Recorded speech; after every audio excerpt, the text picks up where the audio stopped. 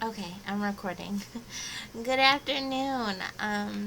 So I am going to be talking about an e-reader.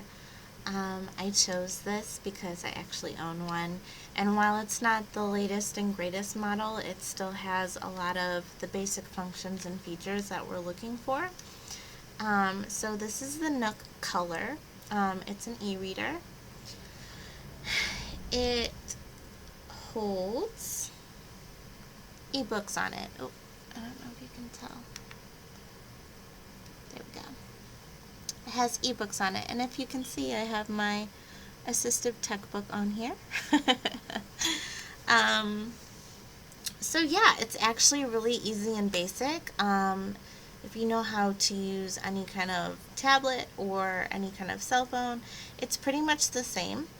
Um, it has the power button over here. You just hold it down to turn it on, and then it's just got these two buttons on the side for volume. It has this nice rubbery back so that it doesn't slip from your hands while you're holding it and reading it. It is a little heavy though, I would say. So if one would be using it for an extensive amount of time, I would highly recommend finding something to prop it up against. But yeah, it's fairly simple to use. I'm just gonna hit the power button here for a sec. And to power it on, if it were completely down, you would just hold it for just a couple seconds, and then it brings you to this home screen. On my e-reader, I have this sliding feature, and then if you see this little N color, this little N right here, that's the home button. So it'll always bring you back to this. And the really cool thing about this is that all of the books that I have ever purchased or have started reading are down here in this sliding feature. So it's really just a matter of a swipe. This e-reader, it can hold music, it has the internet, you can download apps on it, and then it's got this library function here. Put it a little closer. And while I don't have any of my books categorized, they are on what Nook calls shelves. And so you can just kind of scroll through the library and see all the books on the shelves. But it does have this really cool feature where you can categorize things and put books in different genres like you are at the library. There's this really cool feature down here where you can search, and as you can see, a keypad pops up. And let's say I wanted to find that Moon children's book. I typed in Moon, and here it is. This children's book here. So that is really cool. Another thing about this is that you can download magazines. I don't have any magazines. You can download newspapers.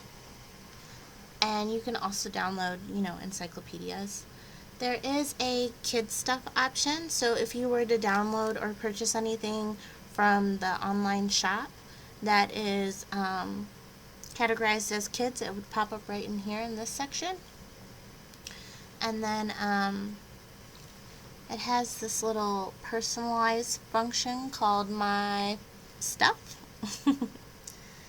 And it just has different categories.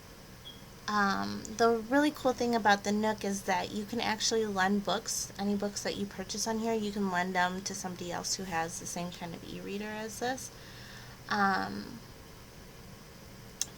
let's go back to the home screen here, which pops up at the bottom.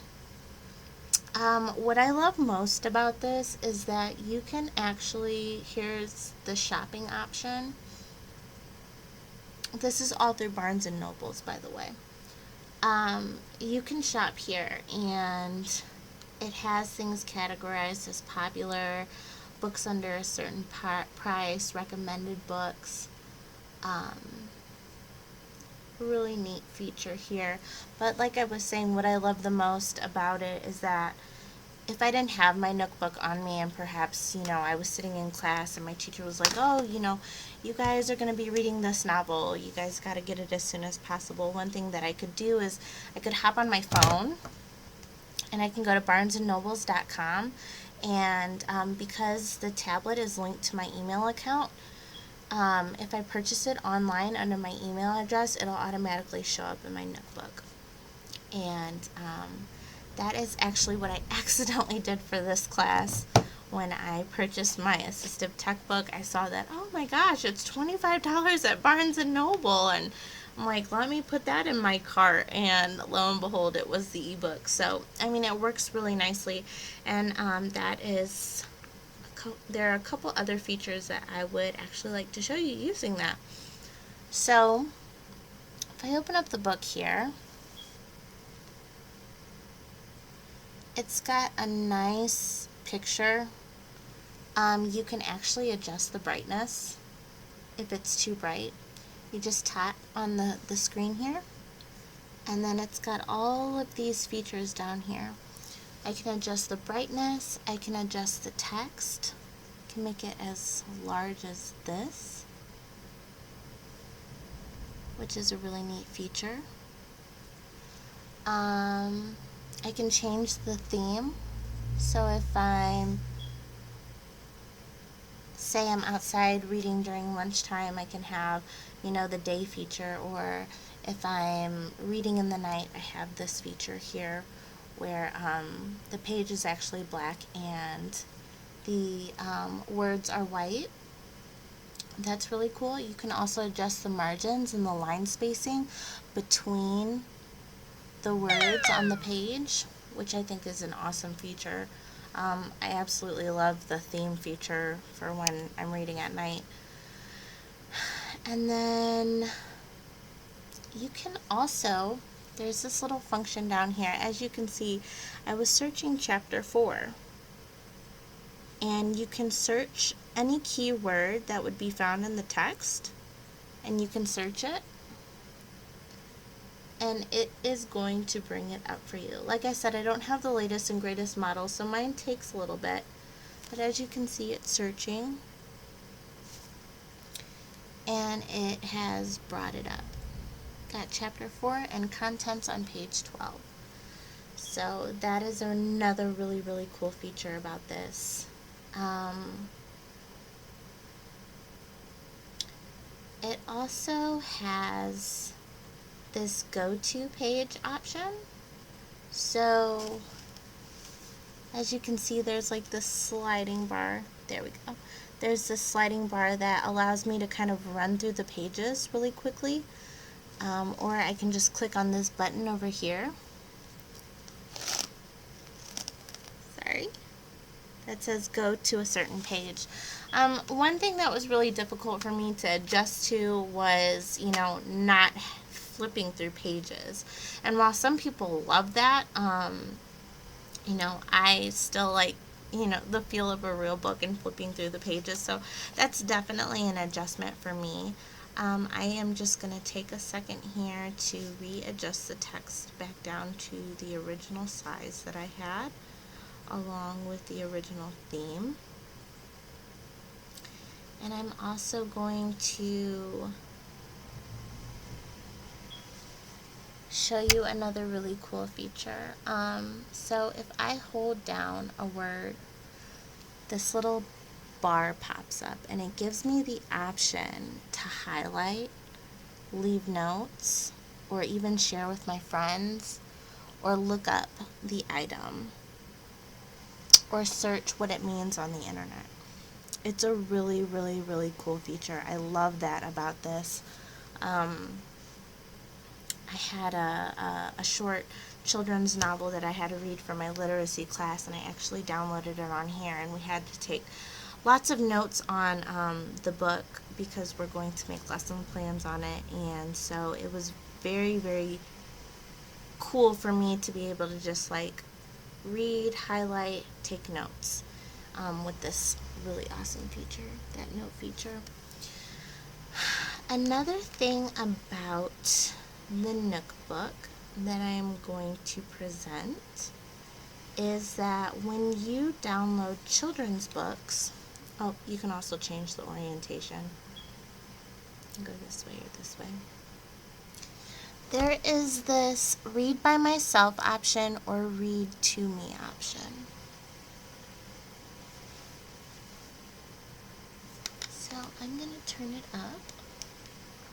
To keep me safe. And it's reading. And I can just turn the pages by touching them. The moon is a big eye that watches over me at night to keep me safe. And then something that's really cool about these books is that the ones that read to you, they are also interactive. You can touch things on the page. So it makes it really interactive and interesting for students and kids. Not just students. My kids love this. You can move it around.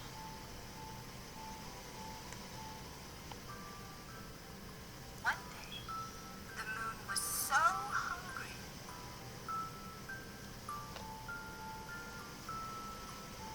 It ate a planet.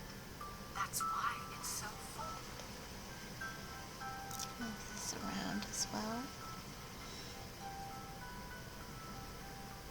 My parents give little kisses when they see the moon. So I just wanted to share that option because I know that it's incredibly valuable to have, yes, leave the story, to have an e-reader that reads to you. Like I said, this is not the most recent model. It's actually very old. I've had this for a very, very long time. Excuse me. The newest Nook, the one that they've just released, actually has text-to-speech. So that's really cool. And when I looked it up, one way to achieve that is to go here to the settings.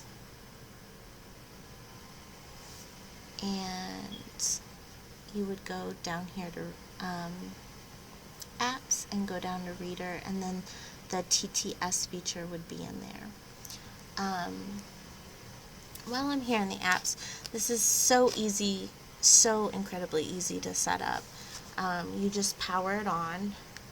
It has to be fully charged when you first purchase it. Fully charge it takes about 3 hours, and then you power it on by holding the power button, and then there's like a little welcome video that kind of puts you, shows you what to do and tells you where to go. And after you watch the welcome video, you agree to the terms of service, you set up the correct time zone, and then you just connect to the Wi-Fi, which is at the very top under wireless. I love that everything is really, really simple. It's not complicated, you know, the device info right there, super easy. Everything is very, very fluid and functional. But you would just connect to the Wi-Fi, and then after you connect to the Wi-Fi, you would register your Nook to your Barnes & Noble's account. And then if you don't have an account with Barnes & Noble, you can just do that online. So it's really, really very simple, honestly. It's got, you know, a keyboard feature where you can change the keyboard and the settings to it. It's very, very much so like a regular tablet and a cell phone, except they've cut back on the amount of options that you have to really keep it a reading-focused device. So that is my presentation on my e-reader. I really, really love mine. I wish I had more time to just kind of look at all these books. If you notice, new. I mean, I've read these books that say lend me. Let's see. But a lot of these books down here still have new tabs on them. White Fragility has a new tab on it. A Total Money Makeover receipt still have new tabs on them because I have yet to read them and open them, but I've got my Sudoku tab.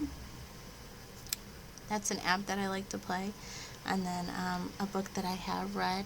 It doesn't have, if you can tell, that little ribbon that kind of hangs over the corner of it. Most of my books have those right now. But yeah, I just wanted to share the e-reader with you. It's honestly, it's a wonderful thing to have for, students or people with disabilities, specifically for, maybe mobility in their hands, struggling readers, people who, may have poor vision and eyesight, and they need to have the options of making text bigger and changing the theme so that they can see better and more clearly. I really, really love my e-reader, and I wish I saw them more in the classroom. I know that iPads are a really, really big thing right now, and while I was kind of doing my research on this, the Nook isn't necessarily the best e-reader on the market. I think I saw that the Kobo is considered #1 right now, and then there's the Kindles. Those are very, very popular, and even iPads, but when you have those options of having so many other functions such as apps and access to the internet and other things like that, you kind of take away from the reading features. So I wish I saw more of these in the classroom, and I wish I saw more people using these in their hands. Yeah, I think it's a wonderful tool. I mean, it's helped me. Another thing that I didn't point out that I kind of alluded to was that, the content is so much more affordable, where the average cost of a book might be $17.99. I can get it on a Nook because I'm not paying for, the physical, book itself with the pages and everything, and the cover. I can get it for anywhere between $4 and $8, and so, I'm saving a lot of money that way as well. So thank you so much for your time.